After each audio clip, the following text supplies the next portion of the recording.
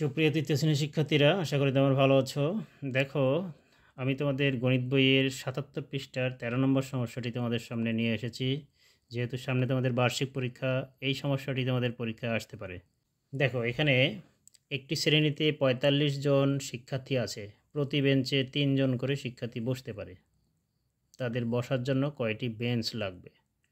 তাহলে মনোযোগ দিয়ে প্রথমে প্রশ্নটি পড়ে নিতে হবে, পড়ে বুঝতে হবে যে এখানে আসলে কী চাওয়া হয়েছে। এখানে শিক্ষার্থীর সংখ্যা হচ্ছে ৪৫ জন এবং প্রতি বেঞ্চে ৩ জন করে বসতে পারে, ৩ জন শিক্ষার্থী বসতে পারে। তাহলে এখানে তাদের জন্য কয়টি বেঞ্চ লাগবে? বেঞ্চ চাওয়া হয়েছে, বেঞ্চের পরিমাণ চাওয়া হয়েছে। তাহলে এই যে লাইনটি আছে, এই লাইনটি অনুযায়ী আমরা যদি লিখি যে প্রতি বেঞ্চে ৩ জন করে শিক্ষার্থী বসতে পারে, তাহলে কিন্তু লেখাটা উল্টা হয়ে যাচ্ছে।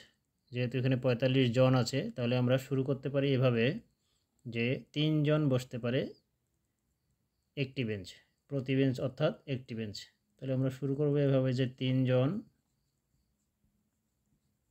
বসতে পারে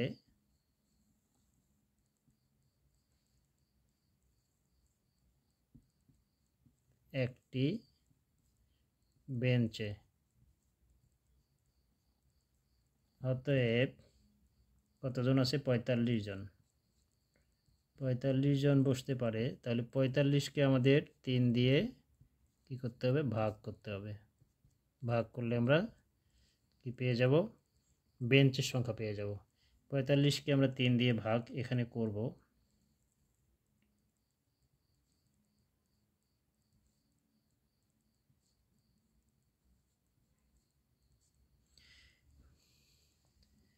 দেখো, এখানে ভাগ করতে গেলে আমাদেরকে লক্ষ্য করতে হবে যে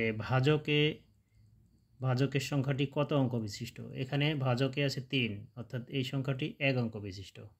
তাহলে এখানে ভাজ্যে আমরা দেখতে পাচ্ছি ২ অঙ্ক বিশিষ্ট একটি সংখ্যা ৪৫। তাহলে আমাদেরকে প্রথমে চেষ্টা করতে হবে এখানে ১ অঙ্ক নিতে। তাহলে ১ অঙ্কে কত আছে? ৪ আছে। আমরা ভাগ করতেছি ৩ দিয়ে। ৩ ৪-এর মধ্যে কিন্তু একবার যায়, অর্থাৎ ৩-এর চেয়ে ৪ বড়। তাহলে এখানে আমরা একবার দিব, একবার দিয়ে এখানে ৪-এর নিচে ৩ লিখব।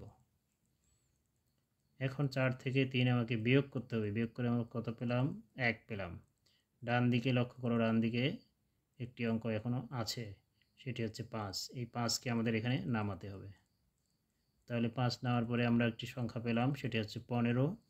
৩ ১৫-এর মধ্যে কতবার যায়? ৩ ১৫-এর মধ্যে ৫ বার যায়। ৩ ৫-এ ১৫। তাহলে এখানে আমরা ৫ লিখব, লিখে ৩ ৫-এ যেহেতু ১৫ হয়, এখানে ১৫ লিখতে হবে। এখন দেখো, এখানে ১৫, ১৫-এর নিচে ১৫, অর্থাৎ ১৫ থেকে ১৫ বিয়োগ করলে ০ হয়।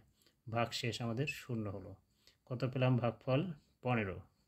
তাহলে ১৫টি বেঞ্চের প্রয়োজন, ১৫টি বেঞ্চ প্রয়োজন। উত্তর এখানে লেখা যাবে